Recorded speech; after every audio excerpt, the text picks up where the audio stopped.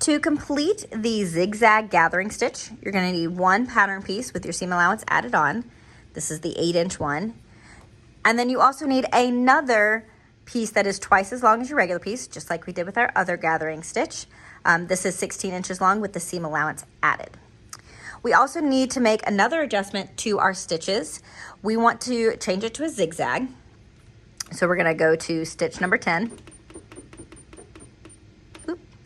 And personally, I like to, this 5.0 is perfectly fine for the zigzag, but I'm going to, for demonstration purposes, we're gonna bump this up as high as it can go because that does make this a little bit easier. I can do this technique on a 5, but I recommend that you change your zigzag up to the highest that it can go. The other thing you're gonna need is you're gonna need some sort of thread to zigzag over. There's a little bit of button thread left on the spool, so I'm gonna finish this up. I highly recommend that you use button thread specifically, or utility thread, or something else of that nature that is thicker than regular sewing thread, because that is what you need in order to accomplish this task. Now let's do the zigzag gathering stitch. So what you're gonna do is you're going to use the button thread and then you're gonna zigzag on top of it so that the thread is caught by the zigzag against the fabric. So you're gonna grab the opposite end of your thread. Make sure you've got a decent tail hanging off the end in order to get started. Now, what I want to do is I want my zigzag to go from this line, jumping over my button thread. So what I need to do is I need to watch my stitch line with the left side of where my needle is coming out. Let me get in a little closer here and see if you can see what it is that I can see on the sewing machine. So there is this clear section on the front of the presser foot, and there's a little tiny, right there, it's really hard to see in the camera, but there is a little tiny line right here, and that is where I want to line up my stitch line because that is where the needle is falling. So let's I'm actually gonna do this right here, right at this closeness. Okay, so I like to get my needle in place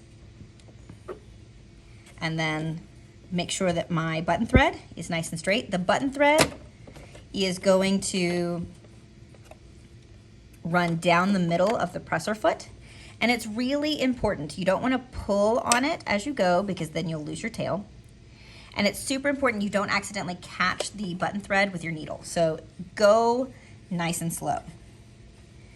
I'm going to start off with a back stitch. I'm actually going to turn my speed down a little bit. And I'm just going to watch the edge of my stitch line. You're watching multiple things at once. You're watching the edge of your stitch line, make sure it's going where you want it to. You're watching your button thread to make sure it stays in the middle, and you're watching your needle to make sure it's crossing completely over the button thread. We're just gonna go all the way down. This can be a little tedious sewing-wise, but it is actually my favorite gathering technique because it's so much easier, at least for me, in the way that I manipulate fabric. You can, even if it's easier, lift your button thread up a little bit off your fabric so that it's kind of held in this notch between your presser foot opening at the front there.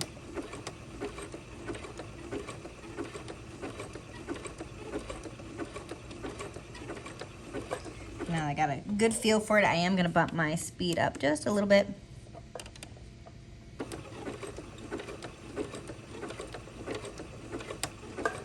I say that and then it didn't go faster. There we go.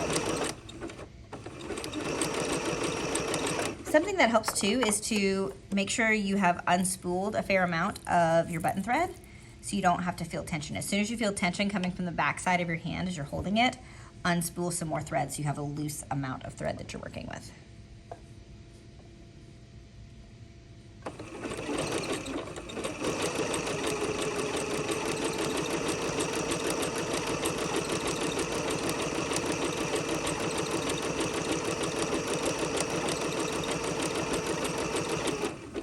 And then when you get to the end. You're going to back stitch, making sure you don't catch your button thread. Pull off. Make sure when you clip your machine sewing threads, you don't accidentally clip your button thread. And then give yourself a decent tail, back up a little bit, a decent tail on this end for gathering. And there you have it. So now our button thread is trapped underneath the zigzag. I got a little off down here, but that's okay. All right, and then trim these threads over here. Not the button thread, just the machine threads.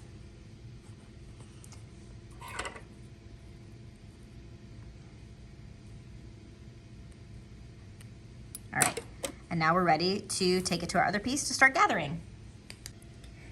Now that we've got our gathering stitch on, it's time to pin these pieces together. So I'm gonna flip this over so we can put right sides together. And just like I did with the other gathering stitch, I'm gonna line up one edge and then split the difference all the way down. So right on that stitch line, make sure everything's nice and lined up. I am just not doing a great job getting it lined up the first time. That's okay, it's why you pin. Do the opposite side.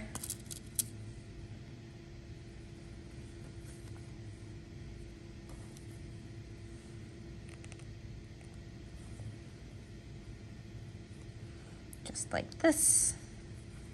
And then we're gonna do our split the difference. Sure, that's about the middle.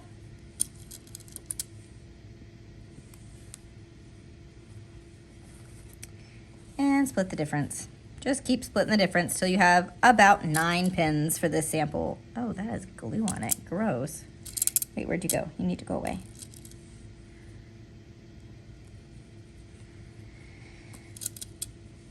Split the difference. I just stabbed that last one in without checking the back. Oops. I'm close enough.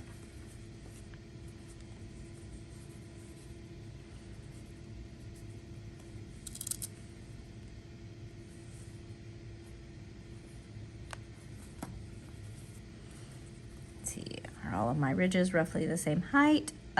No, they are not. This one needs to scoot over just a tiny bit.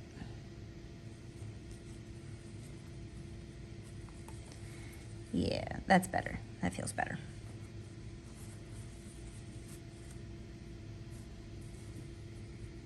Definitely recording this video near the end of the workday, and so my level of care does tend to drop off.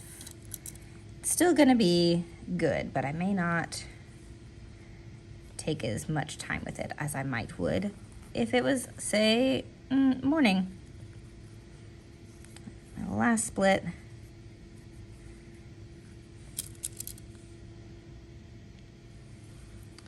Just like that. Okay. Yeah, those are roughly the same height. Okay, so now we're ready to pull the button thread. Before we do that though, you want to anchor one end, just like we did on the other one. Just kind of do an figure 8 around the pin, and then pull the thread. This is the technique that I prefer to do when I am gathering something ridiculously long, particularly like layers upon layers of gathers on a skirt hem. I will definitely use this because it's so much faster and easier. And I prefer to do this on like my draper table so that I can pin one end to the table so that it can help provide support and hold this fabric in place as I pull on the gathering thread. I'm gonna pull this thread here, make sure everything's like it's supposed to. That is good. I'm gonna anchor this side. I do need to anchor this side before I shift these gathers into the nicer places I want them to be, because this one is a lot looser, so it's really easy for these gathers to accidentally get pulled out.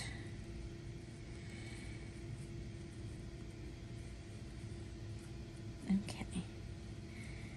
Yeah, like that. Okay, so I'm gonna point out something. I still have the other gathering stitch pinned. I haven't sewn it yet, but I want you to see the difference of how tiny these gathers are compared to this one. They're both doing the same job. We're taking a big piece of fabric down to a smaller piece of fabric, but they do visually create slightly different amounts when you're pinning them and after you sew them. For the stage, this minute difference does not make a difference on stage. It's still gonna look ruffly. But if you're sewing for something that's a personal project or whatever, you may want to take a look at how do these two differences appear when they're done for how things are gathered up, and do you care that much? So now we are ready to stitch this down. All right, now we're ready to sew this. In my last clip, I forgot to put my pins in to line up my stitch line, so I have done that, and you don't have to watch that. This figure 8, you can either undo it so that it is not in your way anymore, or you can stitch right over it. Whatever floats your boat. Depending on how thick the thread is, I will undo it or leave it. Most of the time I leave it. Back stitch. And again, just like with the other gathering stitch, before you begin this step, triple check that your settings are not still set to a zigzag. You need to go back to a regular straight stitch.